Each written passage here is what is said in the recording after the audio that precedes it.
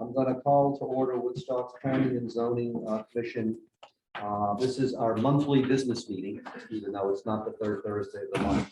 It's still the monthly business meeting. And we'll go through a roll call. Dwight, could you start us out in the roll call, please? Rick Reynolds, Mark Bush, Joseph Aletta, Dean Gould, Doug Porter. Jeff Gordon. Gail Dickinson, Nancy Fraser. Jeffrey Marcotte. Excellent. All you guys passed the mental status exam. You know who you are. So congratulations. And I'll note that Doug Porter is connected via virtual link. This is not a hybrid or a virtual meeting, but Doug is connected virtual and in keeping with provisions of state statute, which I'll get into in a minute. So we have a quorum. We'll note that for the record. Jeff, you want to lead us in the Pledge of Allegiance? Allegiance to the flag of the United States of America.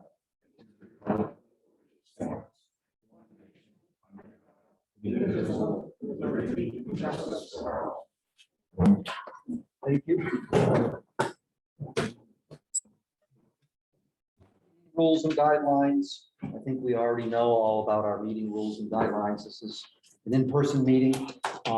The state statute that was passed this last session, which I think is only good for 1 year, codified the governor's prior executive order about different ways of meeting.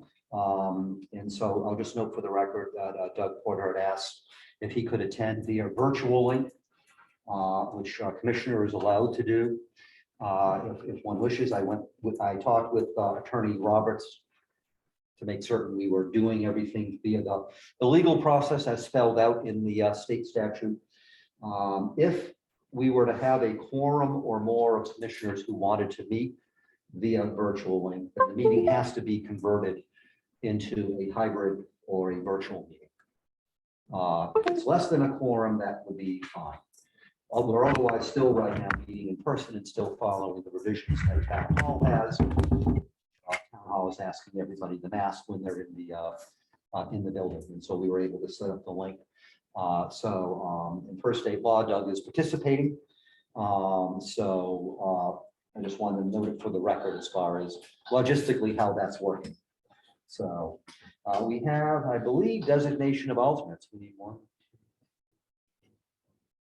We need two. I've just been continuing to go through an alphabetical order to try to keep it as fair as possible. So based upon the log I've been keeping, I would see Doug Porter and Dean Gould. So we'll note that for the record. Even though Doug is connecting in virtual, you're not off the hook for the usual party. You have to fund to celebrate being seated at a meeting. So, and we'll note that for the record too. So, chair's report. I actually have a number of items. I'll go through these quickly just so that way I can let you know about a few things. My usual thank yous to the commissioners for meeting at least twice a month. In fact, we're slated to be meeting 3 times in a row, which I'll get into in a minute. And thank you to staff for the work that gets done behind the scenes and also for taking the meeting minutes. There's a lot, as you know, that goes on behind the scenes. Speaking of staff, Tina LaJoy is no longer contracted for the ZEO. Her contract was set to expire and has. Ashley has rapidly moved up from assistant ZEO to ZEO. So her star is rising very fast. So who knows what her title will be next month, I tell you. So can't keep track of it all. And I know you're bearing in the office, you're getting everything sorted through and everything. So thank you for the work that you're doing. Tina is still available to be of help if needed. But the transition has happened. So we've been it's been busy behind the scenes, but in a good way. You're contracted with us full time. Yep. So which is good. That's been part of the effort over the years to build back up the land use department that some years ago was decimated. So that is good, and that's very helpful for the office. I'll just remind commissioners, let me know if you're not able to attend next week. We have a special meeting on the 30th. We have 3 public hearings scheduled. One of them we'll get into later in the agenda about the rescheduling. But right now we have 3 public hearings scheduled for that one. So we just want to make certain we have a quorum. So I'm anticipating we will have a number of members of the public on the present for the public hearing about cannabis. So one thing that came up at our last meeting, oh so long ago, was whether or not we want to hold the currently scheduled planning meeting for October 7th. We did have a meeting, we just had one a little bit ago. We have this one, we have one next week, and the planning meeting would then follow the week after because that's the first Thursday of October. So I don't know what the commission wishes to do. These meetings pre-populate for the year. We can certainly change them around whichever way we want. We can certainly schedule additional meetings anytime we wish. But I don't know what the commission wishes to do. If there was some comment at our last meeting about whether or not to do 3 in a row might be a little too much for people. I don't have a problem with that either way. If we aren't going to hold the October 7th meeting, we would just need to vote on that to say we're canceling it. This would be the meeting to decide it because the meeting next week is a special meeting, so we can only attend to what's on the agenda. Or so I'll open up for what people think. I'm fine doing it if people wish. I'm fine not if people feel it's too many meetings in a row and you're tired of seeing each other. So what the commission wishes to do, Joe? I would recommend that we hold it, given how many things we're trying to do for our planning for 5 topics that we had discussed at an earlier meeting that we wanted to be addressing. And maybe in particular to offer Ashley an opportunity if she wants to bring before us at this planning meeting some concerns or challenges that she's seen early on that we might be able to help address or highlight and prioritize at future meetings. Sure. I'm okay with the October. And as far as certain things, there is a list we have of a number of different items from process point of view with the land use fee ordinance to some other mechanical issues with the regs that we actually have been keeping somewhat of a running list to try to maybe tackle in one fell swoop. None of them are like gigantic things, but they're all a number of kind of housekeeping things.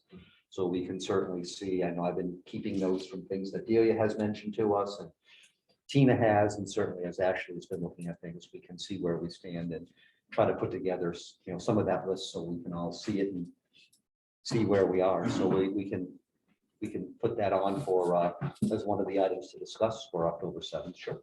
Yeah. Just note that I won't be here that day, Well, she won't be here that day. but I can definitely give you my input beforehand. Okay. We'll Yeah. work that out. Everything might be 2 weeks totally, and that's fine. Yeah. Just letting you know. There are some things that we do have, including some items that we actually had worked out some draft proposals on, but never came back up to us because of a lot of changes that happened with trying to function last year during COVID.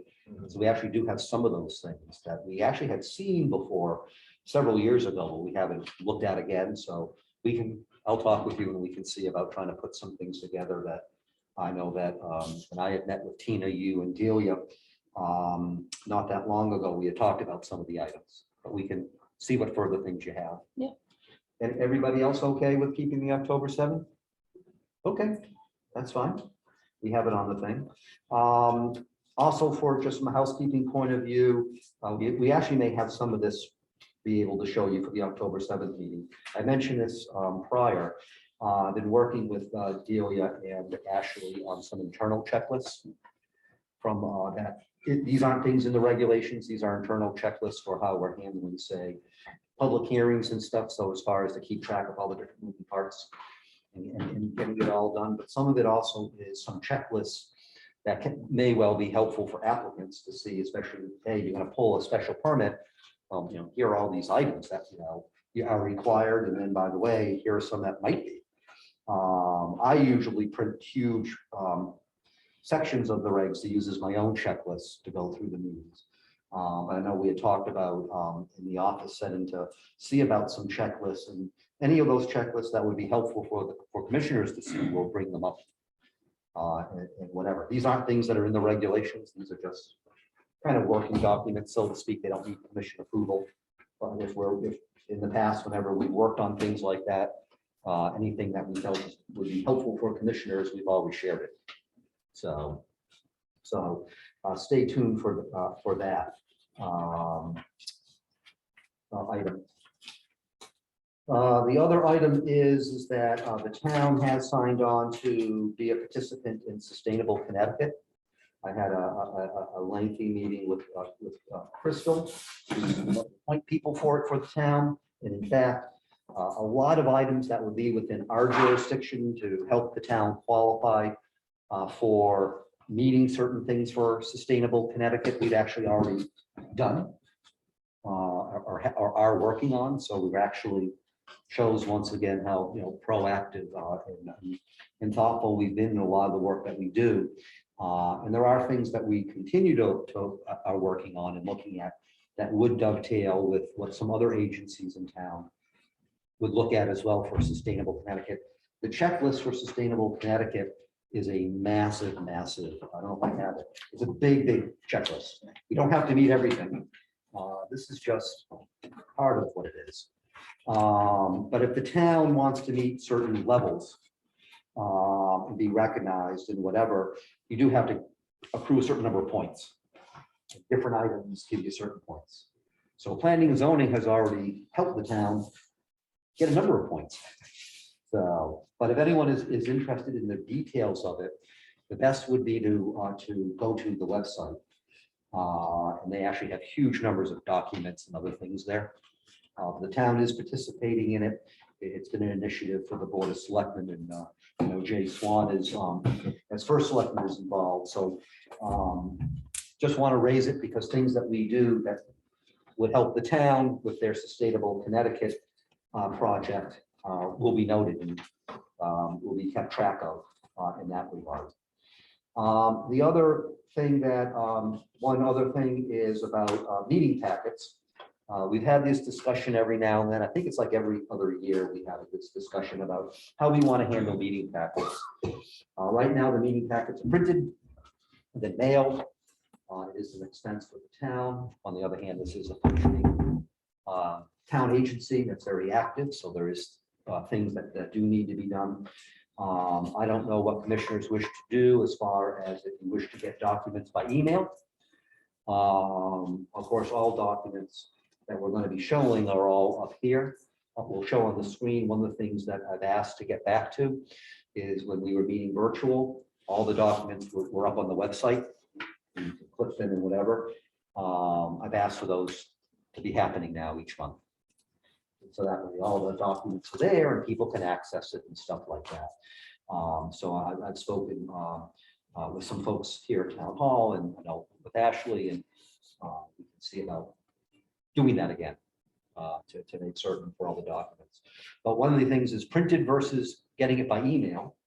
Also, if you do want printed, if you want to pick it up, like for example, they just leave my packet out and I just drive by Friday evening and I just pick it up. So that way I have it for the weekend, because I usually spend a number of hours having to go through some things to prep for the meeting. But I'll open it up for discussion what the commission wishes to do. As far as getting it printed, getting it emailed, there would be a cost savings by email. There are maps. Some of the maps are big maps, but we do ask applicants for some of the big maps to be providing copies for us, especially on the big size sheets. So, and especially to have things digital, which we still require anyway. But I don't know what people think as far as if you would like to be getting stuff by email or versus printed. You don't have to make the decision tonight. If you would like to get your stuff by email, if you would like to have your meeting packet not mailed, but you can pick it up, then certainly talk with Ashley. And we can go accordingly that way. And let me just say, if we do it like virtually, it's not gonna be like every document sent in an email. It'll be in folders. And it'll be by application or whatever the discussion is, the meeting minutes will be in a folder and each item can have its own folder. So it's not like you're gonna get a zillion emails. It'll all be very organized. It would help me a ton being the only person in the office, but I do understand needing things printed. So I'll just put that out there that, if it's a bigger application, like next week we have our Woodstock Academy and moratoriums, like, those I understand, there's a lot to it. But it would be beneficial, I think, on all ends. And I can add to it, so it's not like, we get things last minute when you already have your packets. I send you guys the email of whatever's going on updated, like this would be a folder where it can constantly be updated, so you can check it the day of and see, oh, okay, there's a new document, let me check it out. And then we can put it on the screen so I can show everything up here as well. So it's not like you only have it in one spot. And if you still would like to have it printed, then we can still look into doing that. So, Joe? Well, I'll just jump in. I would still like to have it printed, but it just strikes me that just want to make sure whatever documents we're all looking at are the most current. Yes. Actually, just kind of mentioned maybe a last minute submission or a document for an application comes in. And sometimes you get a little confusion as, what we're looking at to review versus what's suddenly come at the last minute. So just as a caution, we have to keep track of what gets printed and mailed to commissioners versus Right. what's emailed. Yeah. And when, we try to limit the things that come in last minute, as you know, sometimes Right. certain things do. Some things do, and quite frankly, if we don't have time to review a massive document we get the day before, then the applicant runs the risk that it gets tabled.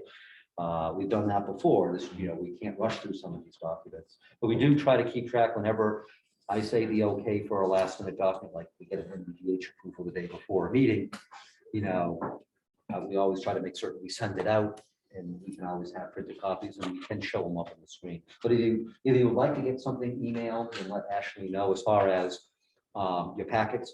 Sometimes when something comes in a couple of days before, like say an NVDH approval, we don't have time to mail it. So we do try to email it out to, so at least that way you can see it ahead of time. So that way you're just not seeing it for the first time at the meeting, so to speak.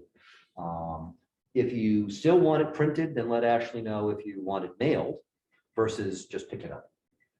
If you want it picked up, it will sit where mine usually sits, which is right in front of town hall. So, and then you can just pick it up. So something to think about as far as what you would like to do. And then the last item is we just need to note on our agenda where it says agenda item 8, public hearing. That actually should be the public hearing for SP 6520838 150 Route 169, the Woodstock Academy. Care of Christopher Sanford, map 6395, block 64, lot 11. So that way we note for the record that that's what that refers to. So as a public hearing. So that's all I have. A little longer chair's report than usual. Sorry about that. Next is citizens' comments. Any comments from members of the public not on an agenda item or anything to do with the public hearings next week? Okay. We have 4 meeting minutes. The July 22nd monthly business meeting, the August 5th special meeting, the August 19th monthly business meeting, and the September 9th special meeting. Although you could say that all of our meetings are special. So we have to legally note which ones are special versus business. But we should have, I think, in the meeting packets, that is all of them, and that brings us up to all of the meeting minutes that we need to approve, other than whenever we have to at a future meeting deal with tonight's. So I'll open up to what the wish is of the commission.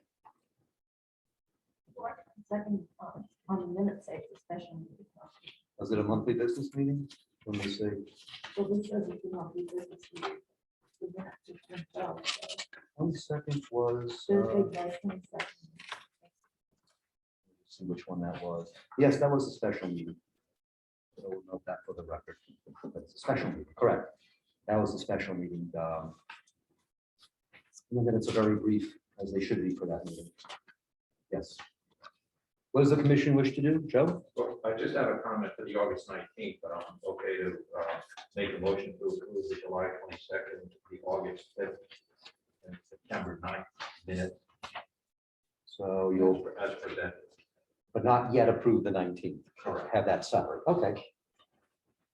Let me just note that. Is there a second? Second.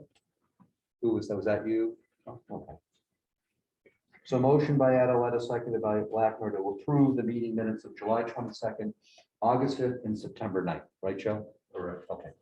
Any discussion on those? Hearing none. All in favor? Aye. Doug, you're in favor? Okay.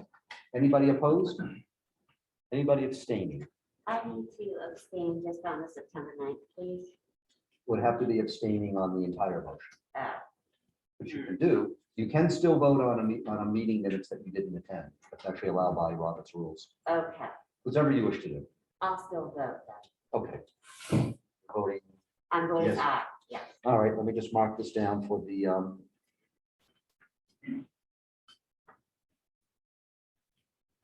meeting minutes for the voting record that I have to submit.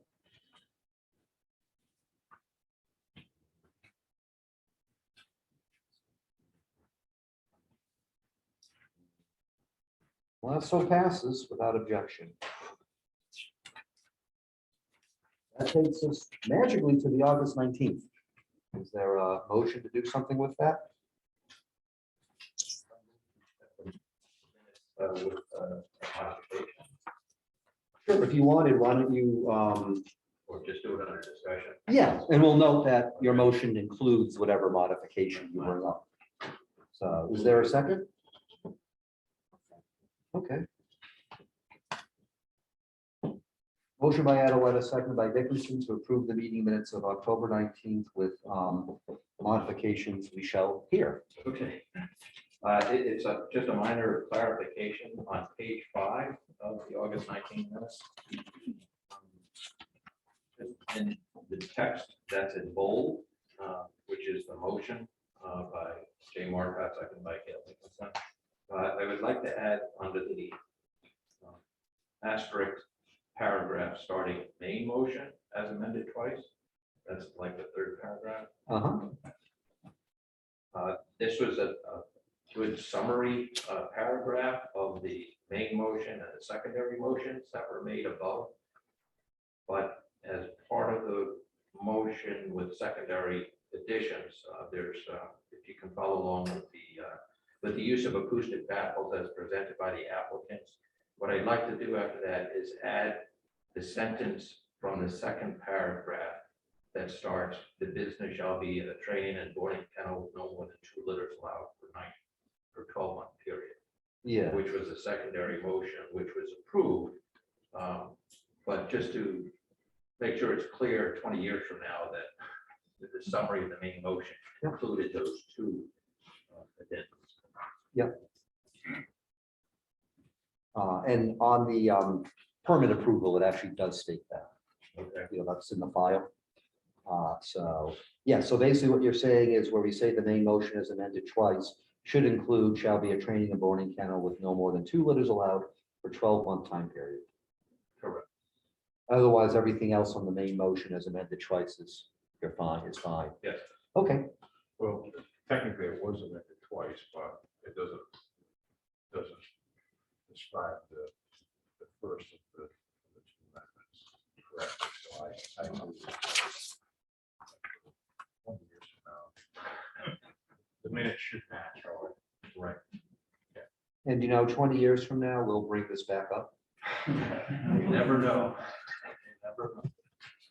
But what, one time meeting, we had to go back to some town meeting minutes from what, the late 1800s? And they had that in the vault. We had to bring it up about if the road, if a certain road was abandoned. We found it in the vault. So, okay, so then we'll note that then. That makes That was sense? it. Okay. All right. Any other discussion? One question, Sure. abandoned, discontinued. No, it was actually, oh, no, sorry, it was discontinued road. That's correct. But I remember which was 1880 something, 1890 something, and we found the meeting minutes. So they do save them. Long after 20 years, actually. Give them credit. All right, so any further discussion on the motion? Hearing none, all in favor? Aye. Doug, is that a yes? Okay. Anyone no? Any abstentions? Mark? I will mark you down here for abstaining. So without objection, that so passes.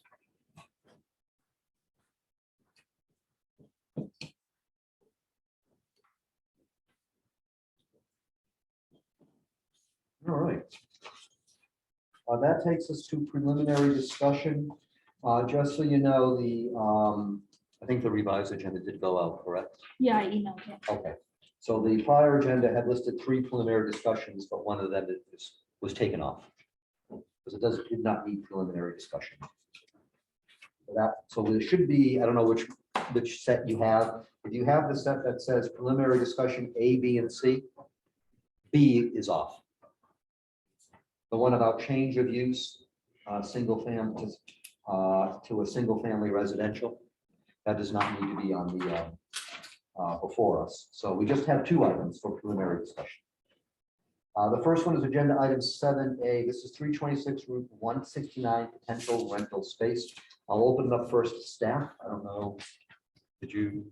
I don't know much about it. Came to Tina and I briefly spoke with Jessica and I asked her to come and speak tonight. Okay. She is here. Yeah. And anything, Delia, you weren't involved with this? No. I didn't think so. All right. Well, welcome. Thank you for coming here tonight. Just so everybody knows, I know we know this, is that preliminary discussion is non-binding. So whatever an applicant says isn't necessarily binding. However, if there's an application, it does have to abide by all aspects of pertinent regulations, and anything the commission says is non-binding, and we do not take votes during preliminary discussion. Although sometimes we take a straw poll, but we don't take actual votes. And this is not technically an application. So this is more formal between a potential applicant and the commission. So it's not necessarily open for discussion for anybody else. But thank you for coming tonight. If you could state your name for the record and let us know what it is that you're here before us. Hi, I am Jessica Booth. Oh, okay. Good. Am I supposed to give my address also? No. All right. I did, however, bring paperwork. I was feeling guilty as we were all having that discussion. Just actually suggested I make copies of You can bring it what Oh, I that's have. okay. to me I can bring, all right. and we'll distribute it. So, Is this anything that you have to show digitally? Because I don't, I'm sorry. okay. So they're packets of 6 pages. They're all numbered. All right, just because we have to have a way to make certain Doug can see I them, but know. we'll deal with Sorry, what to Doug. do. So how to deal with that as we're passing these around. So this is 126, 326, 171, which in its last incarnation was an antique shop. As far as, the only way I can get these to you, Doug, is I can take pictures and email them to you if you want. Or we can show them up on the screen for you to see. Okay. So my husband and I own it. Our thoughts right now for the building. And I'm sure everybody knows that driving in and out of the parking area is not fun. It's not the safest. It is my driveway. Both of them are my driveway. All of it is my driveway because we live next door at 324. So I know the traffic very well. Our original thought was very different. We have since sat down and discussed possibilities. And really what we're looking at right now is possibly renting to artists. It's in a great spot for if artists have their work up in the windows. There's a lot of visibility for them. And the first floor the original building has very high ceilings and a nice big space. And then we'd be rearranging the upper floors is our thought. What you see in these plans is the idea of taking away the 2 additions that have been made to the building over the years. And basically focusing back on the original building. The original 1840 building is in good shape. The 2 additions, which I have no idea when they went on, are not in good shape.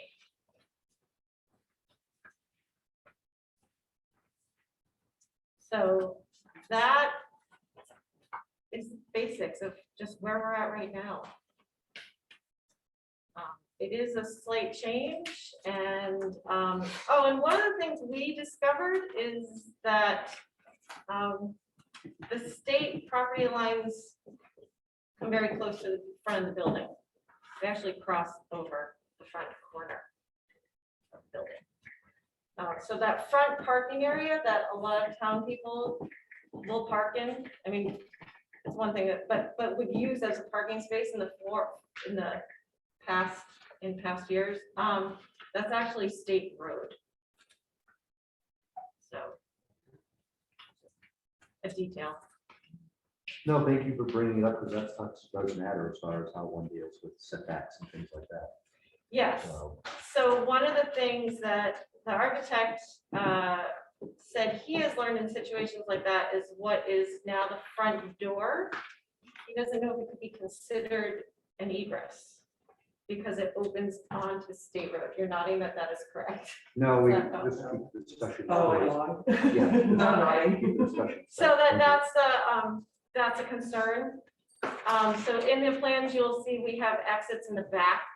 One is an accessible, wheelchair accessible entrance and exit. And then there's a second one. And even if keeping the front door for historic looks, trying to direct everybody using the back. for safety.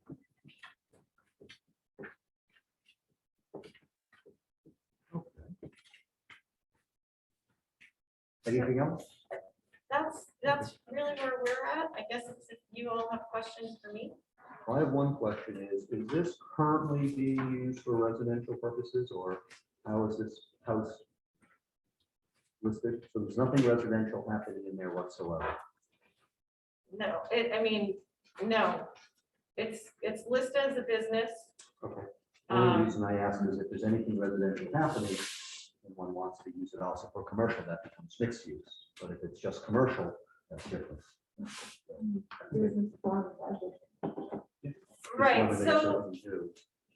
well, that being said, once upon a time, part of the business was residential. There are apartments in it. Right, but it's not being used currently for residential. We're not Correct. proposing it. But what was proposed to us by the building department was that we could do the first and second floors as the business and still use the third floor as as a home office.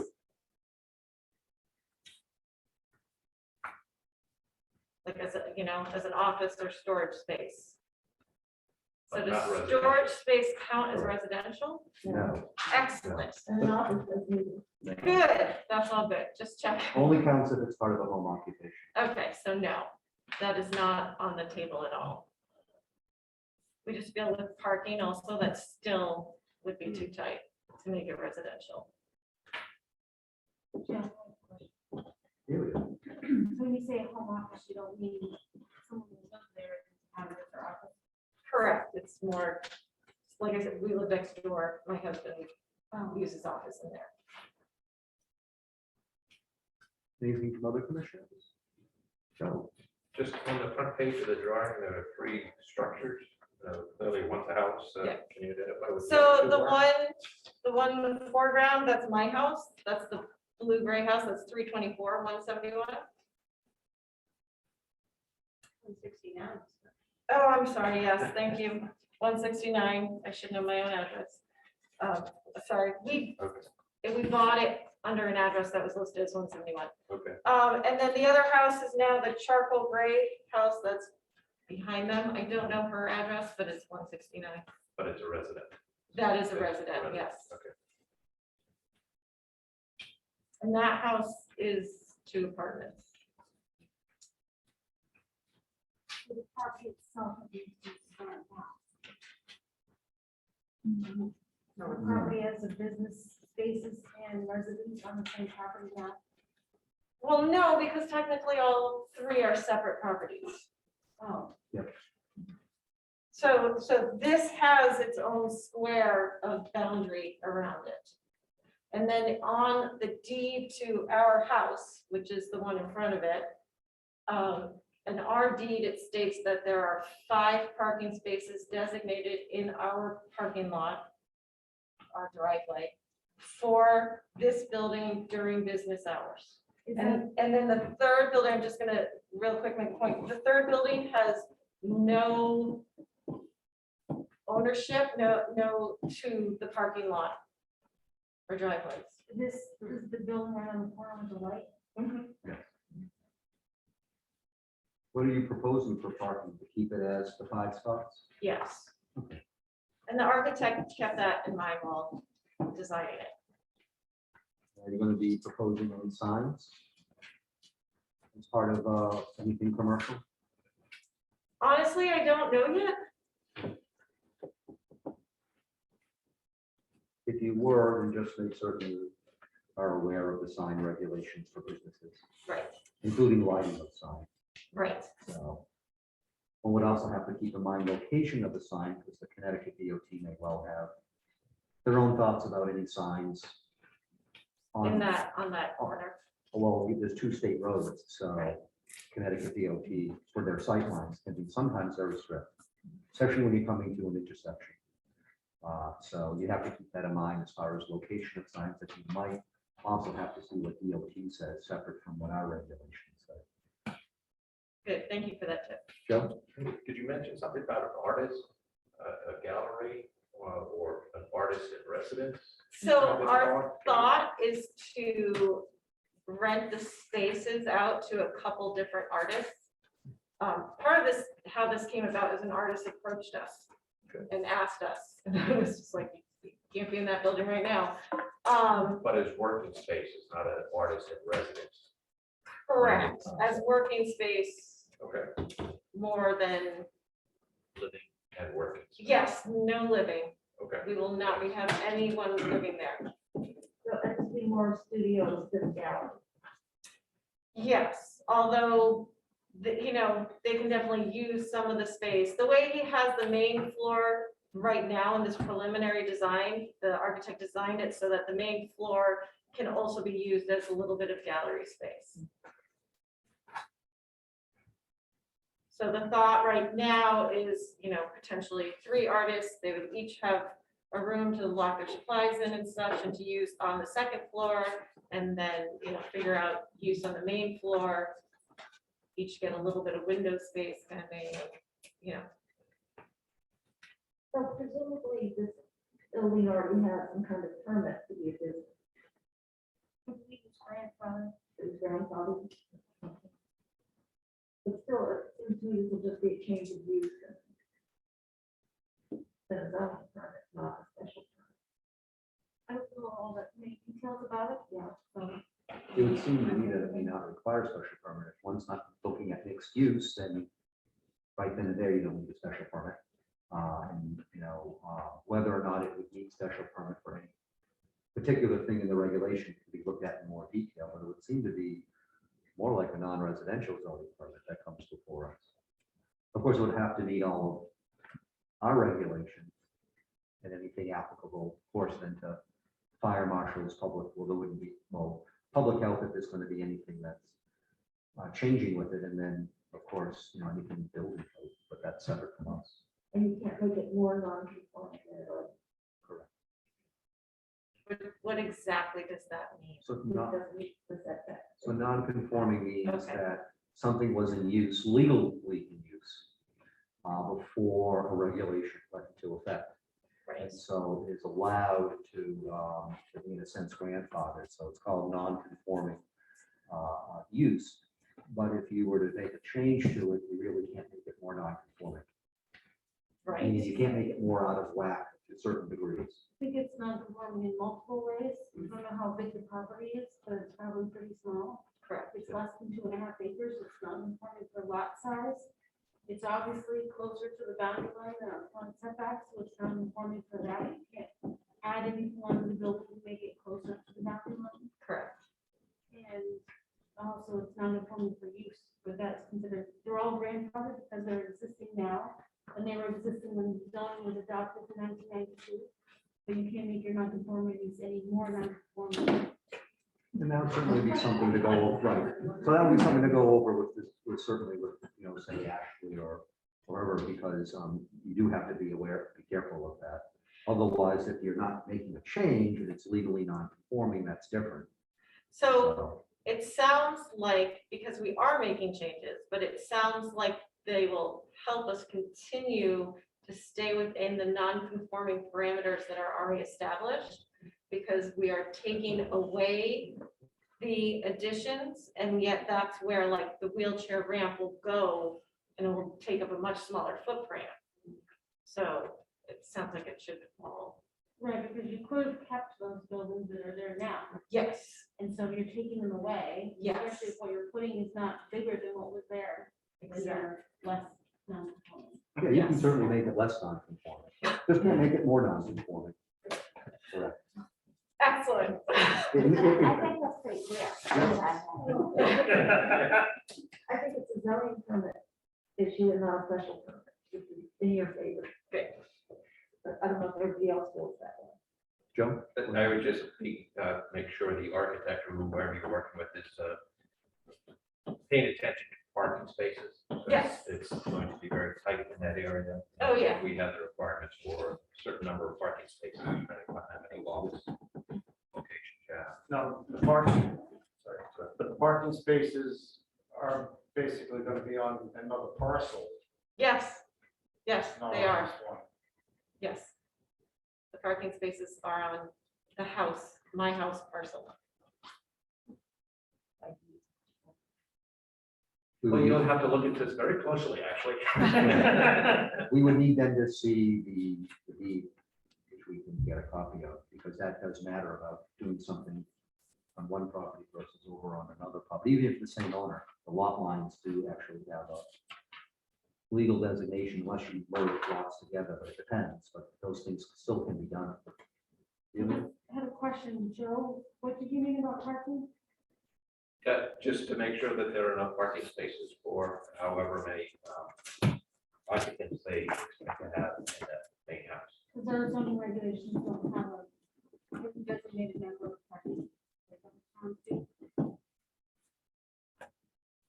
No, but still, We need to have something for at least one or Right, I'm just employee, saying, I thought you one said for a that, visitor. I thought you said that we have regulation that tells you how many parking spaces and you don't. We don't have a specific regulation. No. Okay, for a business.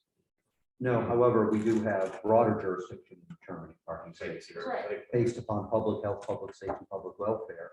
And also if anything has to follow the massive federal document of the ADA. So those have to be followed as well. And right now, like I said, we're trying to come up with an idea that supports what is already in the deed, which is 5 parking spaces for that business property. I'm curious, when you say when it's in the deed, so the deed to the building that you want to redo has a right of way or an easement to use the 5 spaces on your house property? Okay, Correct. all right, okay. And how, do you know, just out of curiosity, was that deeded right of way or that deeded easement, has that carried through per deed, has it gone down the chain of title? As far as I know, Okay. like we knew when we bought the house, so we got the house first. Yeah. We knew when we bought the house that the business had right to 5 parking spaces. Okay. No, I just be interested to see how it's working. Oh, it's all interesting. Yeah. And we would need to see it because it does have legal bearing. on Right. What we do, but That's why we have lawyers look at it. Just a quick final question. Yes. You were talking about taking down some things. Yes. Does this front page show what's in place or? has No, this that is, been it removed? has been removed. The Okay. additions have been removed in the version in this. This is all the different ways of looking at the building Okay. with the additions removed and when you look at page. Well, really, you can look at page 3. And you'll see, so the bottom left-hand corner Yeah. shows the back of the building with a ramp. Yeah. And then the bottom right-hand corner shows the side of the building that faces my house Okay. with an entrance there. And are those the additions that are? Those are coming? the additions, to some extent. I mean, yeah, so both of those are shown taking away the additions that currently exist and adding putting these. in these additions. Okay. So, just to clarify for me, because I drive by this every day. So you're taking down the dilapidated portion of the building and putting in this new refurbished, yeah, that's, because every time I drive by it, I wonder. I want to use those stairs almost every once in a Yeah, while. it just sounds like a shelf life of maybe another 3 months, especially with all the rain. It's kind of amazing also from the inside. Yeah. How that, well, but what's amazing is that the 1840 part feels very strong and sturdy and in good shape. It needs a new roof, but otherwise it's pretty strong. And then the other 2 additions, and you can tell one addition is even built better than the other because you can feel it when you move from space to space. Well, there was a time back then that they knew how to build things to last. Absolutely. Yep, and there are still people who know how to do that. In town, too. We'll just need, as part of an application, we'll certainly need to have some stuff submitted digital so we can show Yes. stuff up on the screen. And we'll certainly need to see some type of map of the property so we can just see how the lot lines are and the dimensions and setbacks, but that's stuff that you can work with the land use department with. Yeah. For us to see, because we'll have to see that, All right, to see the measurements and stuff. yeah. Did you have any other questions that you wanted to discuss with us, or something else that you were looking to see about talking with us about, so we can No, try I to think answer your question? I think that it's in the non-conforming discussion, we actually covered one of my questions in a really positive way, so that's really good. And yeah, Any other questions from commissioners? The look to seem to be a consensus is, at least as it stands now, would be a non-residential zoning permit, not a special permit. And certainly anything that, as far as the application form, what needs to be submitted, that type of stuff, we certainly work with the office on, and, accordingly, all right, as well as, anything else that may be. Right. So, okay, great. Thank you very much. thank you for coming.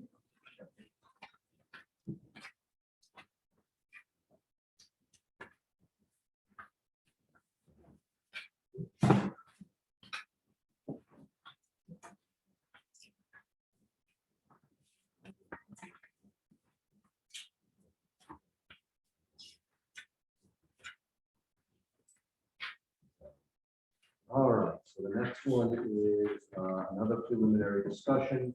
This is what's listed as 7C becomes 7B, basically. 580 Brickyard Road, preliminary discussion of special permit for events. I'm going to open this up first to staff, anything, Julia or Ashley, from your perspective. I know we have some stuff. Yeah, okay. So you were the one that received this, Ashley? Actually, Tina received. Tina did before she left. Okay. All right, but we do have a something, a letter, Mhm. so that's fine. Anyone here for the application?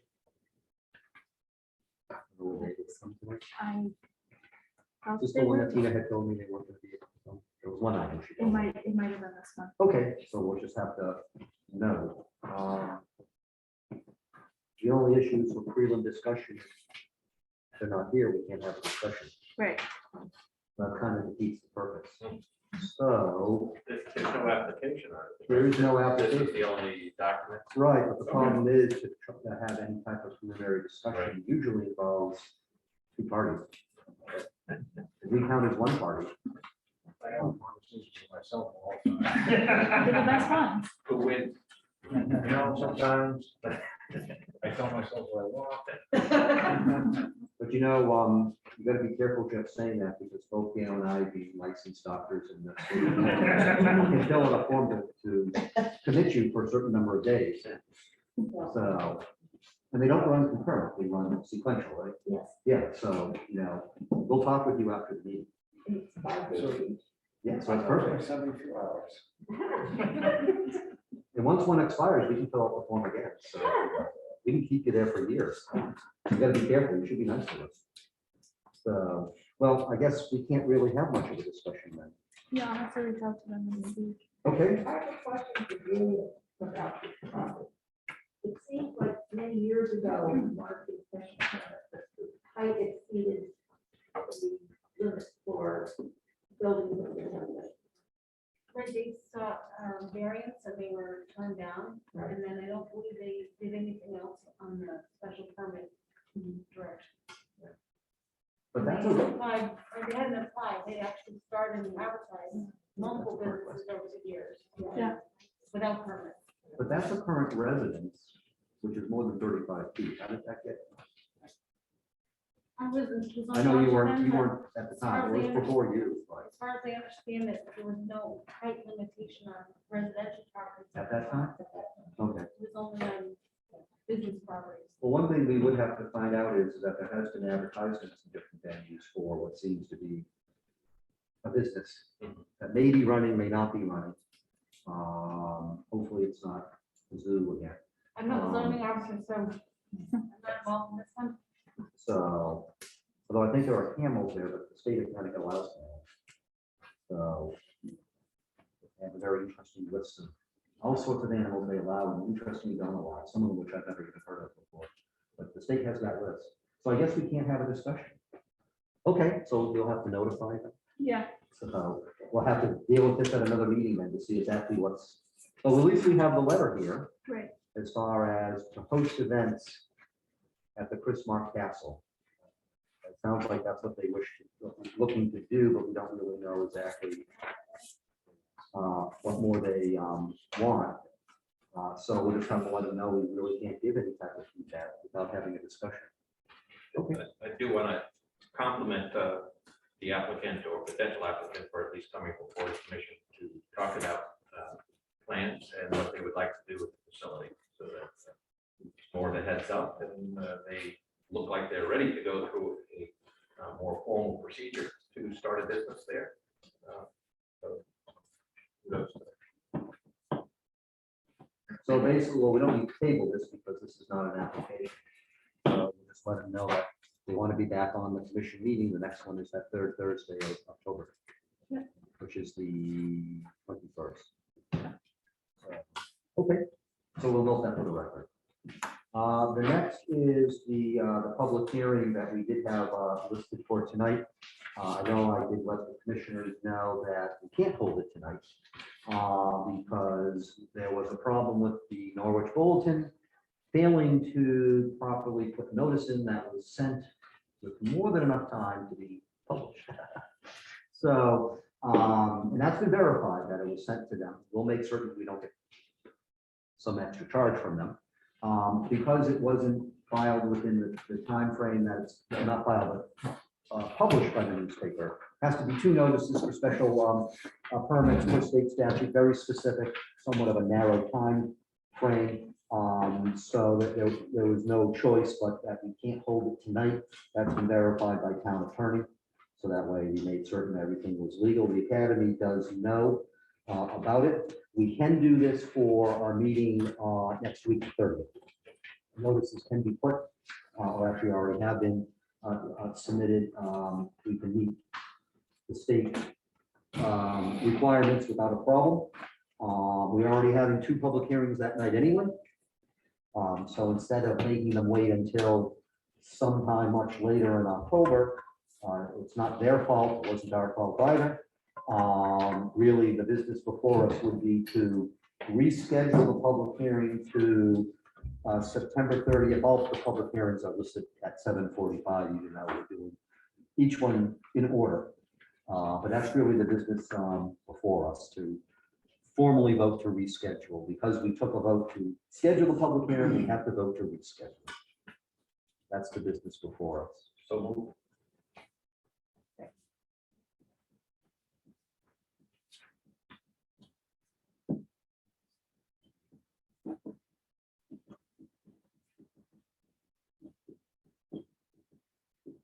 So motion by Adaletta, second by Dickinson, is to reschedule the public hearing. I won't read the entirety of the public hearing to our special meeting on the 30th. We'll list 7:45 as a time, even though we start at 7:30. Any discussion on the motion on the table? Hearing none, all in favor? Aye. Aye. Is Doug still on? Yeah. Yes. Okay. Aye, Doug. Good. Anybody opposed? Anybody wishes to abstain? I take it that that passes. So, well, Is that listed first, because it doesn't list the application on here. I stated that earlier in the meeting. Um, Yep. So we're covered. Let me just mark down the vote record here.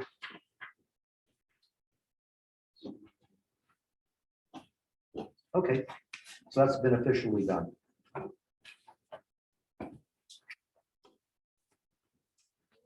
Next is non-residential zoning permit. This is 35 Route 171. This is for expansion of existing use. Ooh, was this you, Ashley, that reviewed this? Yeah. Anything you wish to say from a staff point of view? No, looks good. Just replacing a business. And then I'll just ask, because I know these answers, but we just need to have it on the record. This is a complete application Yes, and fees have been paid. yes. I believe the applicant is here. Yep, That's fine. Yep. Michelle Vasquez? just 1 second. But I just want to make sure fees have been paid, right? Yes. Okay. I just need to make certain we have that on the record. Yep. Thank you for being here tonight. You can state your name for the record, and if there's anything you wish to say, you don't have to, but if there's anything you wish to say, then please go ahead. Thank you for having me. I'm Michelle Vasquez, and I was looking to, the owners of Trust Salon have invited me to have an esthetician space in their hair salon. So we'll be doing facials and body care. So really not replacement business, just kind of adding to it. Welcome. And in your application, you list about a temporary sign. Is that the temporary sign that's already up? Yes, Okay. There's nothing here about a permanent sign. Are you also looking for a permanent sign? yes. I just have- That's here. Okay, good. Because I had noted that just because we bundle the sign permits into these permits. Yep. That way you don't have to pay a separate fee and a separate state fee. Okay. So why the state has to charge, I don't know, but they do. So, okay. Anything from commissioners? Move to accept the application for that. I'll second it. 2 seconds. Is that you, Dean? Yep.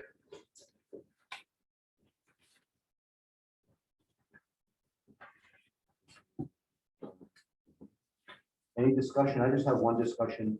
We'll just make certain that whatever temporary sign you have meets our sign regulations. That can, Ashley can look at, and any permanent sign would have to meet the sign regulations and lighting. So does the temporary sign need to have any regulations? Temporary signs have to meet regulations, Okay. right? Do we know if that one that's there now meets regulations? You'd have to talk with Ashley about it. I'll see if it's fine. Thank you. Joe? And because there are multiple businesses at this building, just want to make sure we're in compliance with the total number of square footage of signs for the one building. Because businesses, in that one building. Is this where the Roxbury Liquor is? No, wrong building. Okay. Yeah, it's not that. Which building? Sure what? But sure. So the reason- Okay, so that. Yep. More. Right, so the reason is that our sign regulations, any sign, even if it's temporary, technically you need to have a permit before going up. Needs to meet the sign regulations, and when there's more than one tenant in a complex, we have regulations to allow for certain square footage, things like that, so.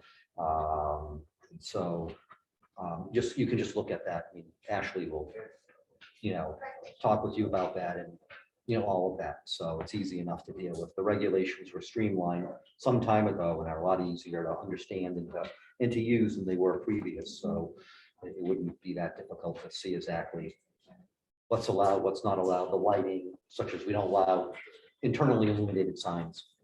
But other than that, it's not difficult to see exactly what, a sign would meet for the regulations. And Ashley can take care of that for you. So, anything else on the motion? Hearing none, all in favor? Aye. Doug? Doug is a yes. I take it that passes. Congratulations Thank you. and welcome. Thank you for being here tonight. And then Ashley will take care of all the post-approval stuff for you. She'll do whatever magic she does in the office. You've been great. Right. So just don't go tomorrow because the office is closed. Okay, great. So, but otherwise she'll take care of everything. But thank you for being here. Let me note for the record here. We did what for voting.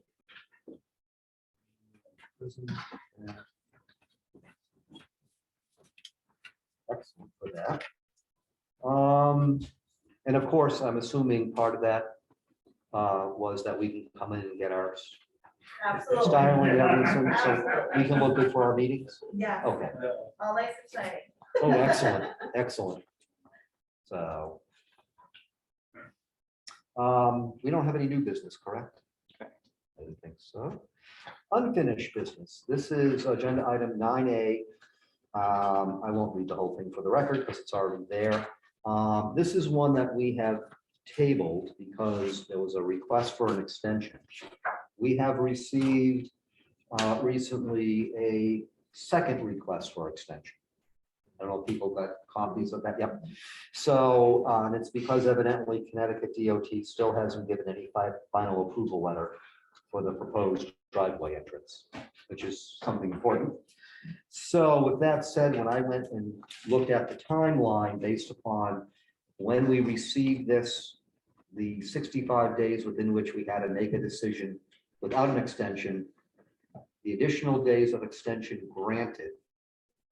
Right now, if one follows this timeline, the statutory deadline that we would have to have this squared away, if not, we would have to deny it for being incomplete, is Monday, November 27th.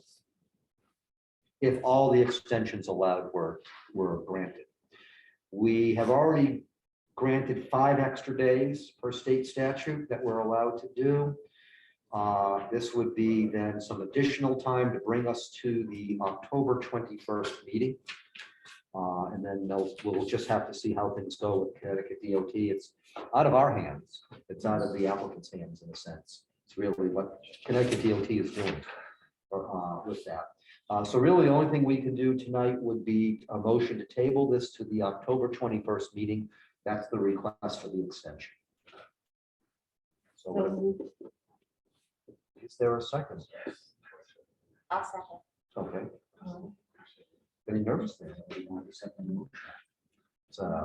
So this would be table to 10:21. So motion by Dickinson, seconded by Frazier to table agenda item 11A to the October 21st business meeting that we have. Any discussion of the motion on the table? Hearing none, all in favor? Aye. Doug? Doug is a yes as well. Anybody wishes to say no? Anybody wishes to abstain? I take it that's okay. You'll let them know, or I don't know, who, are you working with them, or are you working with them? Yeah. Whoever, you'll let them know. So about that. So mark this down here.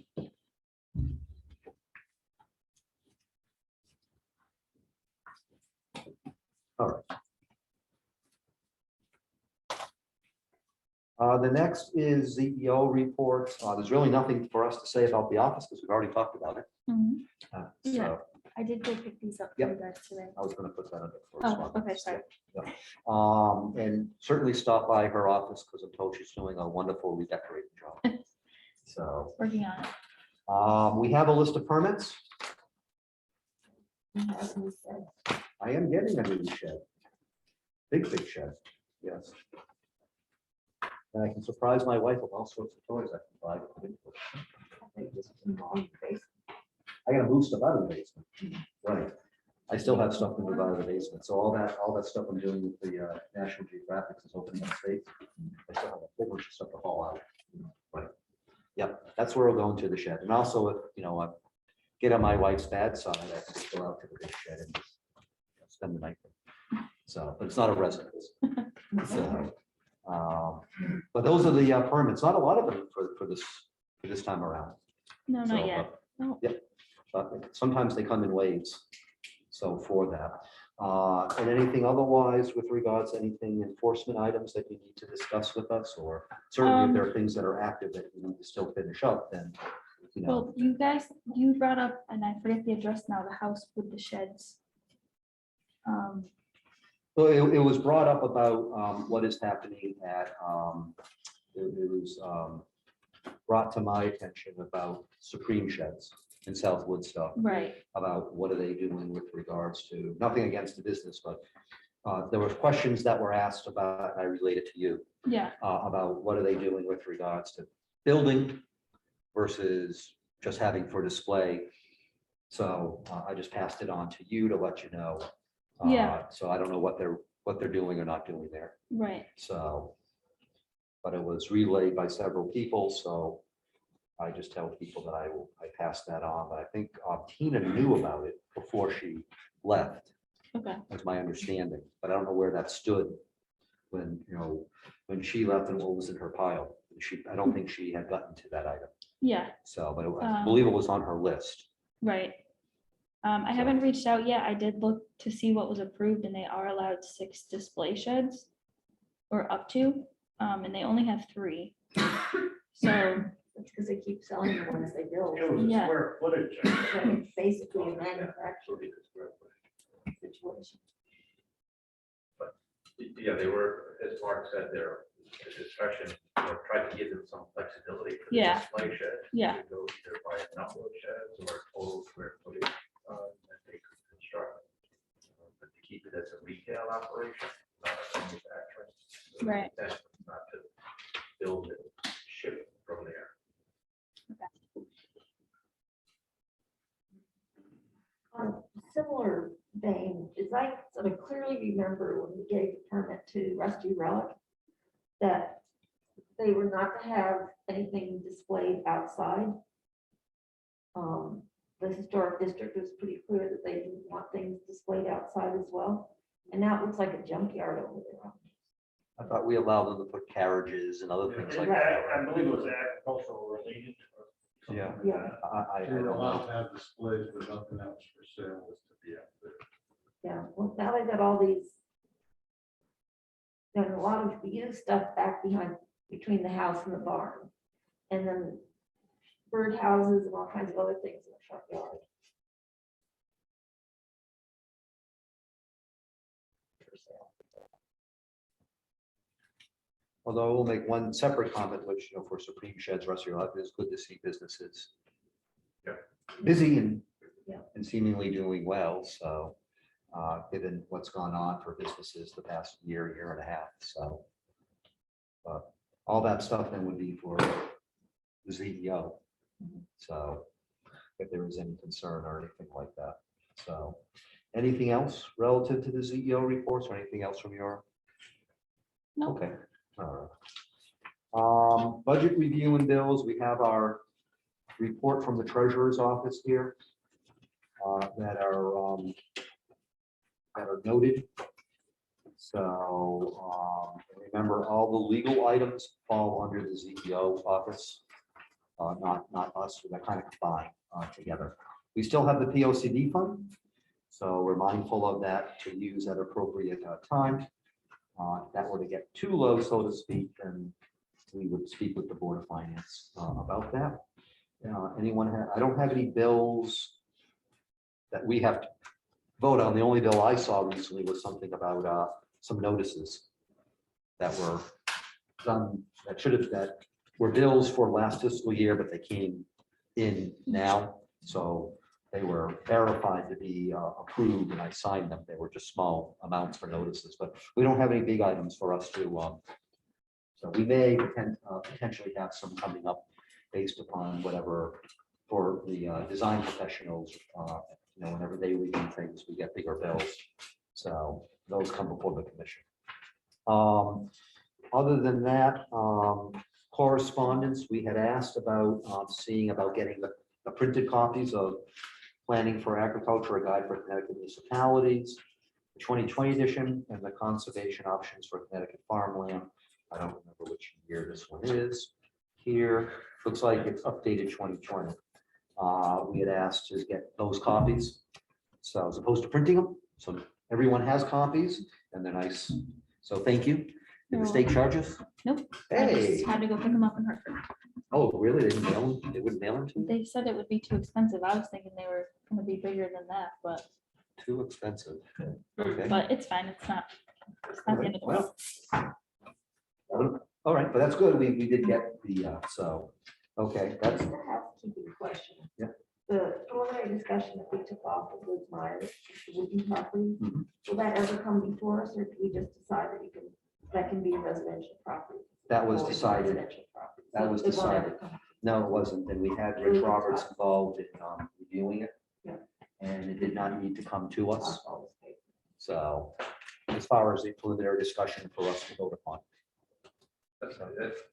Thank you for bringing that up, because I thought we'd be seeing that again. And I just wanted to make sure we had something clearly in the record as to which drawing was being considered the actual drawing, since there were two, that were actually three drawings, but two different lot line layouts on that plan. And as long as the April 5th, 2002 drawing is specified as the controlling document for this application, that might help in the future. We can note that certainly in the file. That's a good point. We did have this looked at, and we also had Rich weigh in from a legal point of view, and it was determined it did not need to come to us for decision. And that the regulations and everything else to proceed with whatever permit they need. That's why it was taken off. And that's fine. And I think Delia's summary was very good to highlight some of the different questions that came up, but it also raised a question about the lot line adjustments that were talking about, that fully reported or fully reported. Just wanted to make sure. Oh, just one we ended up identifying which drawer the applicant was really using to determine the April 5th, 2002 drawing looked like the one that. Haley, did you have something on this? I researched that, and as far as I can tell, the boundary lines were changed in 2000, and that didn't become a regulation to require a modification until 2005. So what was is that this was put on the agenda, then there was some further review and look into it, and it was determined that it didn't need to be on for us. So, but it was all looked into fully. Haley had looked into it in detail, and Rich had weighed in from a legal point of view. That's what I was thinking. Yes. And the record will be clear from here on forward. 20 years from now. That's correct. Exactly. Yep. So 20 years from now, when Jeff Marcon is here, he'll note that as well. You're gonna make a note of that, Jeff? I'm discussing myself about it later. Good, good. I'm glad we're able to entertain both of you. So, or I don't know, maybe we ordered to, I don't know. So, all right, that's all the cars. Yep. I move we adjourn. Okay. I was gonna ask, and I certainly knew that worked before anybody else. Well, we don't have Tim here tonight, though. Challenge you. So I wasn't worried about it. Is there a second? Oh, okay, I missed that. All in favor? Aye. Doug, you're in favor? Two thumbs for that, right? So, and anybody wish to say no? Oh, I didn't think so. So I'm gonna say that passes unanimously at 8:47 PM. Thank you, everybody. We'll be here in 1 week.